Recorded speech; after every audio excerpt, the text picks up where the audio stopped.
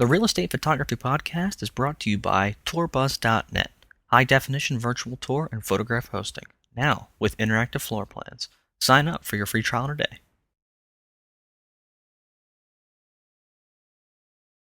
Hello and welcome to the Real Estate Photography Podcast with Mike Muriello.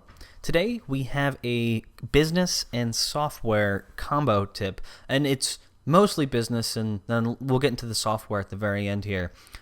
Something I do for the wedding side of my business is I send out a monthly newsletter, and that's something that I like to do to send it to all my past clients, keep them informed that I exist, and not really be too intrusive, but just a little, hey, how's it going? I exist.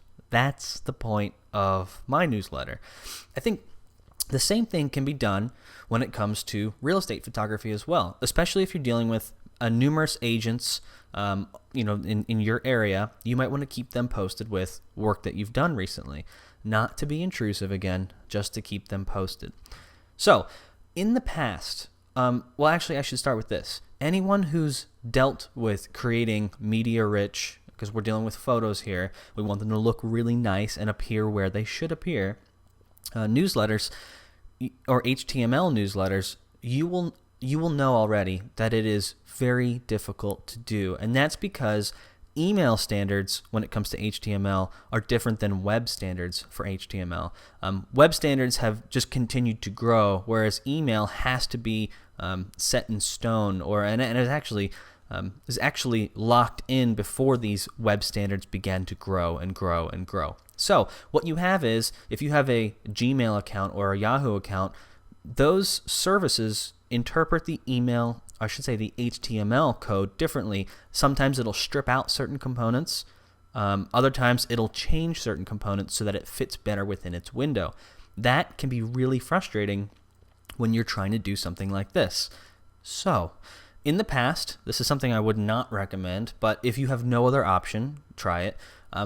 In order to send out a newsletter, I would send out literally a giant JPEG file. This entire thing on the left side of the screen would be one giant JPEG file, which would be heavily compressed, and it would only be, 500 kilobytes.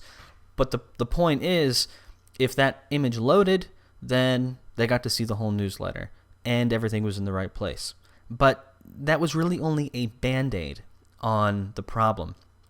Recently, I found out about this program. This is a Mac exclusive, so PC users, you can tune out now if you want. It doesn't matter, but there's a program called Mail Designer by Equinix. I think I'm saying that correctly. And Mail Designer basically creates Apple Mail stationery, media-rich HTML templates for you. And for you, I mean, basically you drag and drop the components that you want. So you can say, I want to add a block of text or text with a title. This is a giant picture. Here's a picture placeholder with, 2 columns of text. And you can pick what you want. You drag it over here. And as you can see, you fill up the screen. It's pretty easy. Then you take your pictures and you throw them in. You can change all this stuff. I won't give you a tutorial on how to use Mail Designer, but just the point is, these are highly modifiable. And the reason I really like Mail Designer as a business tool is that all of this up here at the top is active. So this is an active banner with an actual link. These are active links. And the reason why I wanted that to be like that is because on my personal website, that's how the heading on every single page looks. So I wanted to make sure that when users, or I should say previous clients, got to, they received my email, they were experiencing the website as opposed to a brand new experience that was sort of a dead end, one-way street of communication. Here, when they're on my website, they know where to go.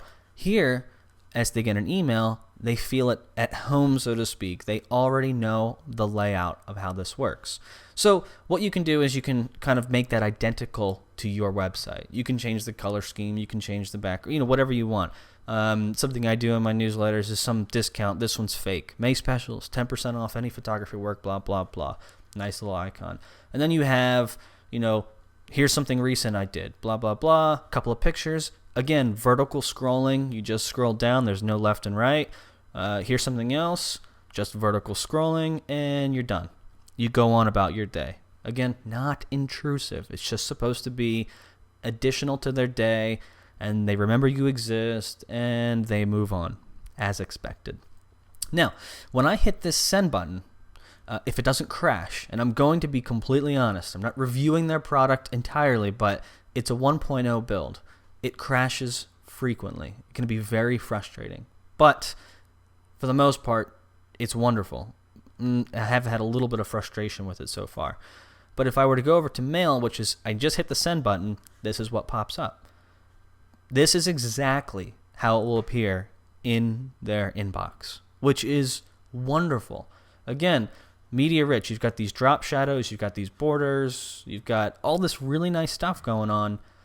And these images, I'm clicking and dragging. They're nailed down. They're not going anywhere. These links are active. As you can see, the little thing hovers over there against everything. And then here, this is pretty cool. If you wanted to change your text, you could. And it blocks off. This is editable text. Same here.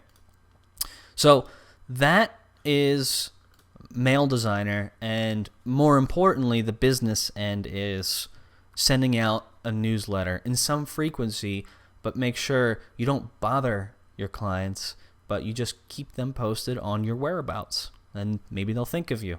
All right. Well, thanks for listening, and have a good one.